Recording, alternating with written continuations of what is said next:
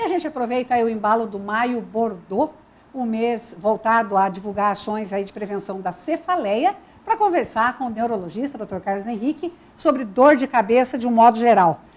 Dor de cabeça, o próprio nome já diz, né? Isso é uma dor de cabeça. Sim. E a enxaqueca, por exemplo, nós estávamos falando no bloco anterior, e a gente falando de outras também, que né, não dá muito para falar em cura. São muitas dores de cabeça. E essa, existe, porque até pouco tempo era todo cheio de mistérios aí, né, em volta da enxaqueca, de outras dores de cabeça, e não se sabe a causa, e aumenta a circulação e diminui a circulação, e você vai ter durante 7 anos, depara 7, volta mais 7, meio assim, tipo, praga do Egito, alguma coisa. E, hoje em dia, já se avançou mais no conhecimento disso? Se avançou bastante no conhecimento. Assim, as últimas décadas, em todos o conhecimento, desde a década de 90, a gente pode dizer assim, a neurologia, as neurociências, elas tiveram um boom de conhecimento muito grande, né?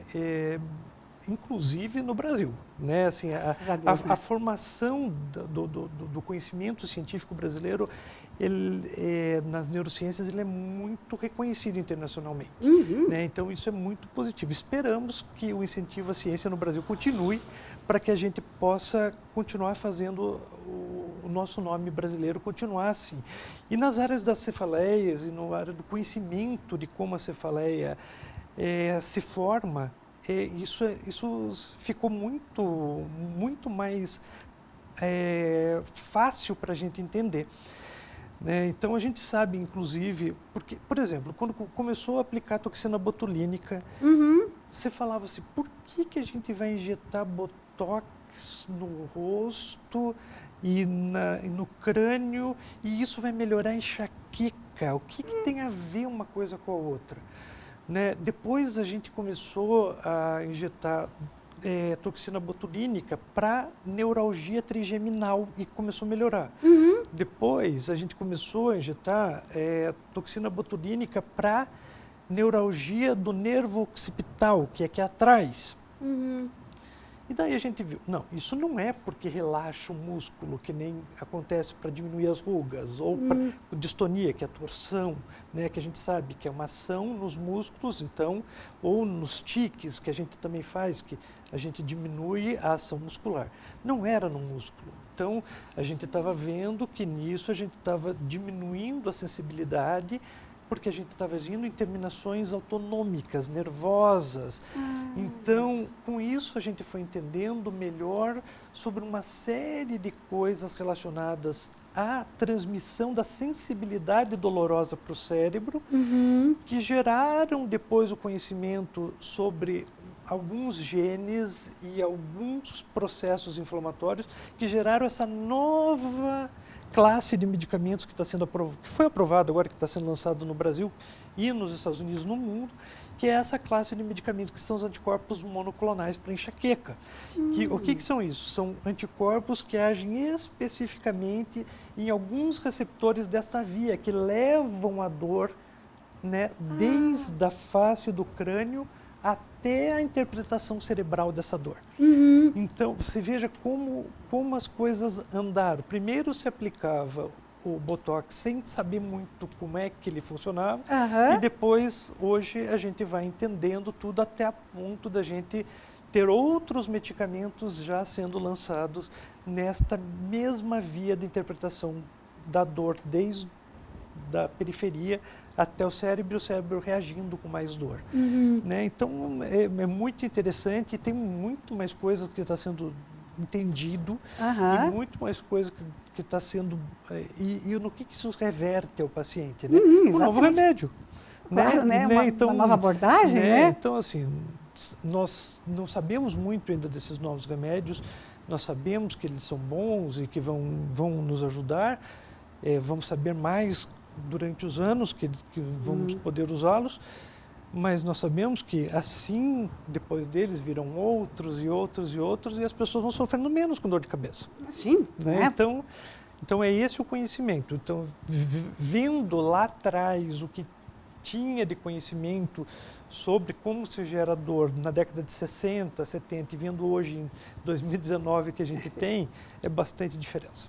E aí você vai conseguir dar um novo viés, né? E inclusive porque tanto né, a dor de cabeça, a maioria delas, como quando você pega fatores emocionais que podem desencadear dor de cabeça, doenças, né, como depressão, como ansiedade e tal, é complicado para as pessoas e para os né, profissionais, para os pacientes lidarem com isso, porque você não consegue reduzir ela a números ou imagens, né? Não. É diferente. Não. Você está com diabetes, você está acima disso, a glicose mediu, está resolvido. Nesse caso assim, não dá, né? Esse negócio do número, a gente fala em neurotransmissores e transmissão, né? E a gente fala isso tentando mostrar um computador para as pessoas, né? As pessoas digitam, está ali um computador e saem imagens, assim, com transmissão elétrica ali você consegue fazer cálculos, imagens numa tela. É mais ou menos como o cérebro consegue. Então você está digitando ali e você está informando o teu cérebro que você quer ou não ter dor. Né? É mais ou menos assim que funciona. E é do mesmo jeito que você bloqueia essa dor, né? Transmitindo para o cérebro dados para que ele não tenha dor. E você falou uma coisa extremamente importante, que nós usamos medicamentos para prevenir a dor, para evitar que a gente tenha dor, na mesma linha que a gente usa para os transtornos, para os distúrbios do humor e da ansiedade. Por quê? Porque essas vias se cruzam muito dentro do cérebro. Então é muito difícil uma pessoa que tenha dor frequente não ter depressão.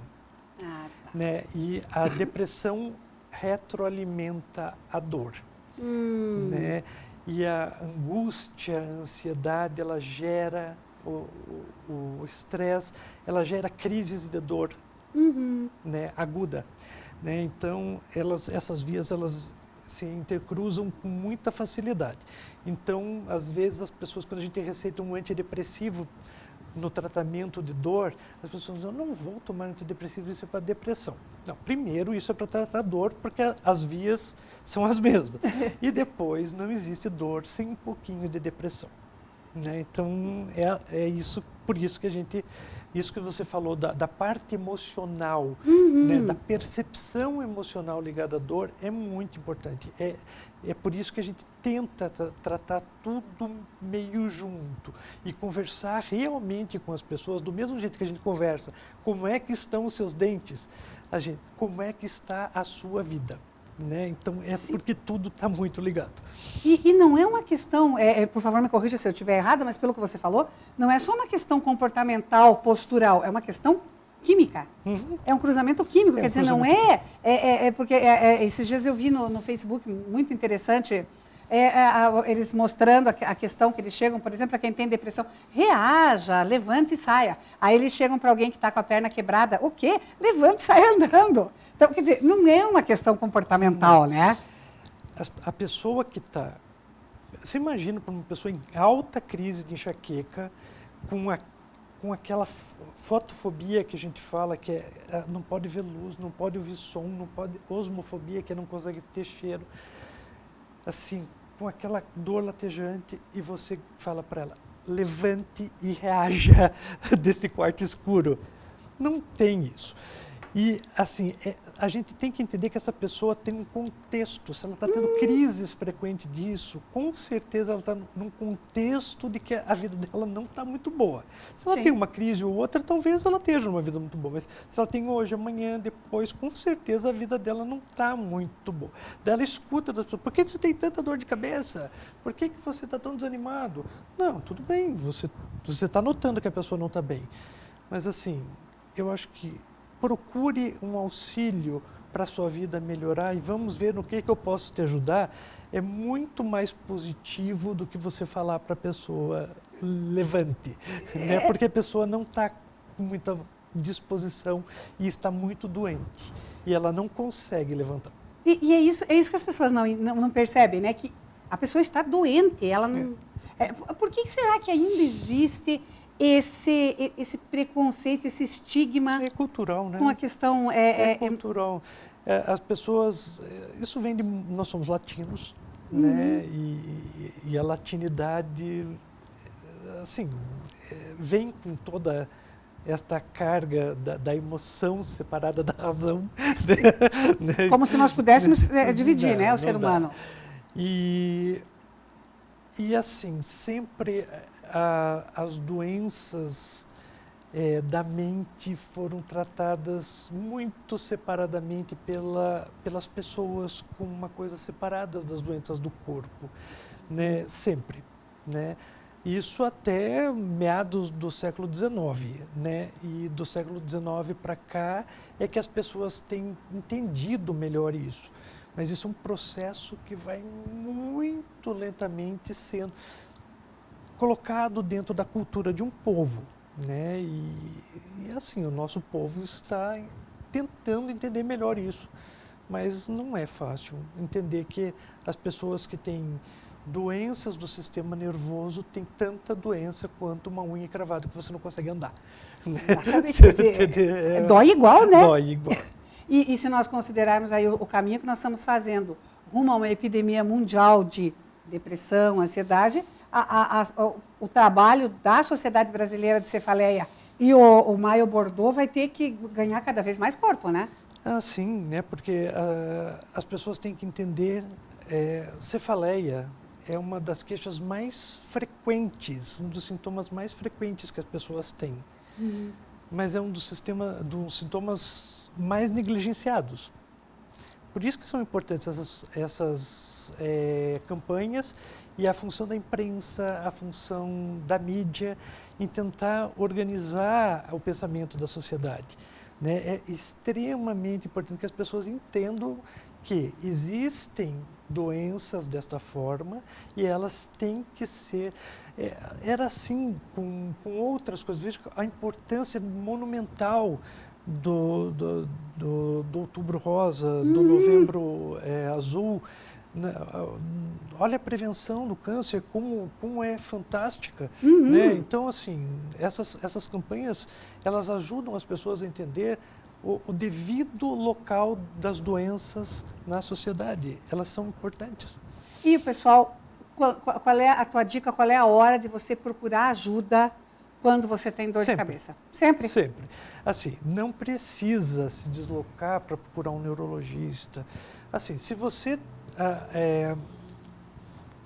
tem dor de cabeça e você tem mais de um episódio de dor de cabeça na vida, você, na hora que você for fazer seu check-up anual, você tem que falar para o seu clínico, olha, eu tive dores de cabeça, e ele vai avaliar aquilo. Se você está tendo dores de cabeça frequente, você vai procurar o seu clínico exatamente por causa daquilo. E se você está tendo dores de cabeça que estão aumentando a frequência, e estão ficando mais frequentes e mais intensas, você vai imediatamente do seu clínico. E se você está tendo uma dor de cabeça abrupta, forte, como você nunca teve, você vai agora para o pronto-socorro. Então é isso que você tem que entender, né? Que sempre você vai procurar um médico, mas dependendo da intensidade ou da frequência, é a hora que você vai procurar um médico. Tá certo, muito obrigada, ajudou demais a entrevista, como sempre, um prazer conversar com você e um grande serviço aí à população. Muito obrigado pela oportunidade de a gente poder falar sobre esse tema tão importante. Vamos conversar mais, eu vou te explorar mais. Eu sou sempre à disposição, obrigado. Obrigada. No próximo bloco, a gente vai falar sobre o projeto Brasil Sem Frestas. Um instante só, eu já volto, não saia daí.